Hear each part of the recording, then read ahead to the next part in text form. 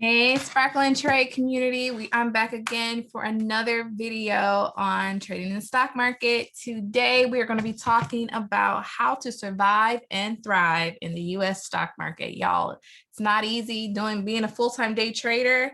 It's not easy. So this is how to survive and thrive as a full-time day trader. Now, if you're a part-time or you work and you can't watch your trades throughout the time that you're in a trade, this may or may not work for you because people that can't watch their trades, they usually have to put in either swing trade or they have to put in stops. And y'all know how I feel about stops. If you don't, watch the last two videos, particularly the one where I tell you guys about why I don't put in stop. I know where my stop is. I just don't place a stop trade. But if you want to know more about that, look at like the last two videos.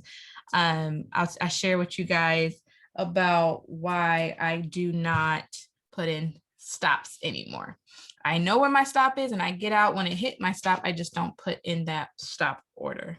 So how to survive and thrive as a full-time day trader. That's one. Don't put in stop orders. But number one, learn how to trade. If you are new to my channel or you're new to day trading or you're new to the US stock market, do not try to jump into this jungle.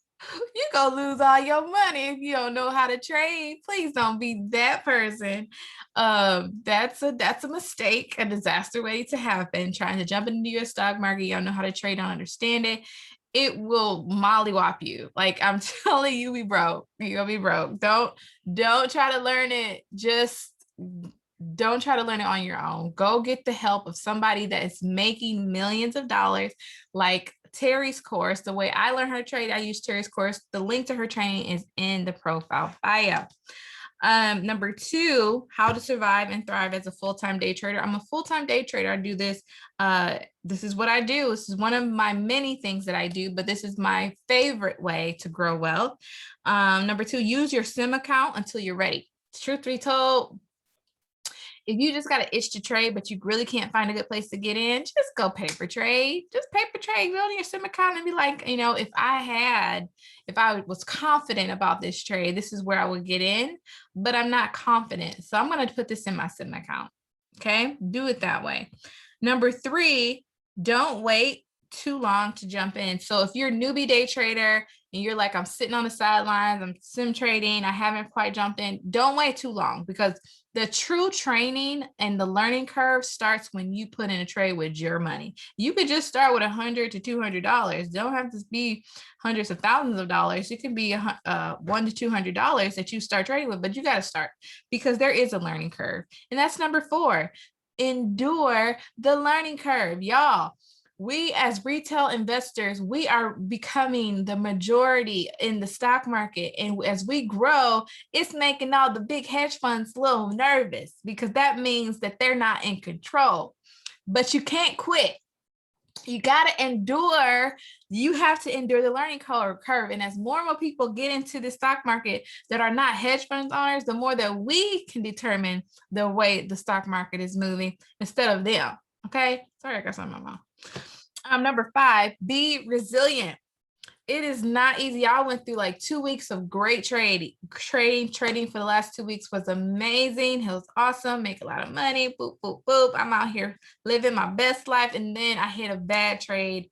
I hit a trade on Monday.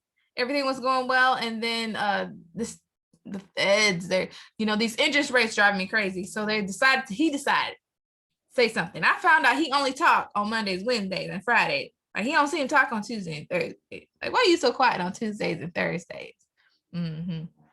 I see what you're doing. Just be resilient. Decide that I'm not going to give up. I'm going to come back. Even if I take a break, I'm back. I'm not going to get out of this thing because y'all, we have to learn this. It is like learning to fly a plane. I've never flown a plane, never learned how to fly a plane, but I can only imagine. It's like learning to fly a plane. It feels like you like on a roller coaster. And we all know we ain't in control of that. But it feels like you get on a roller coaster once you put the trade in.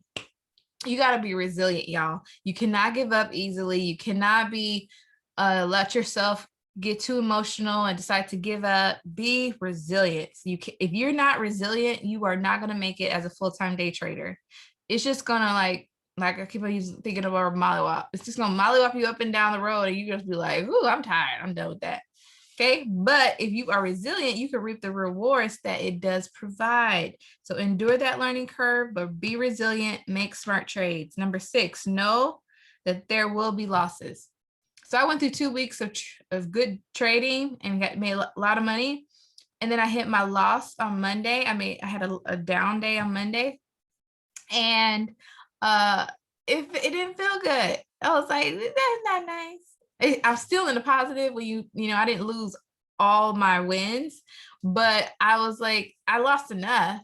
I think I lost like 1 day's worth over the last 2 weeks. So if I've won like 6 days, I lost like 1 day's worth. I just didn't like that. I just didn't like that. Me personally, I just didn't like it. It didn't feel good. Number 7, manage your risk. That's how I got out of that trade. I knew where my stop was, and when it hit my stop, I was like, I'm done. I just got out. Okay. You got to manage your risk. You can't hope for the best. Hope in the stock market is the worst. It's the worst emotion. Hope in life is great. Hope in the stock market is the worst, because sometimes your hope goes in your favor. Sometimes it just don't. It just ain't. It's just like, yeah, whatever. We're going to do this. Number 8, take breaks. Breaks are good. It's good for your soul. It's good for you. You don't have to do everything. You don't have to, you just don't have to, y'all. You can just chill out. If you are trading because you have to trade and your trade has to go, I would say find something else. Find something else until you can build up a cushion. Because people that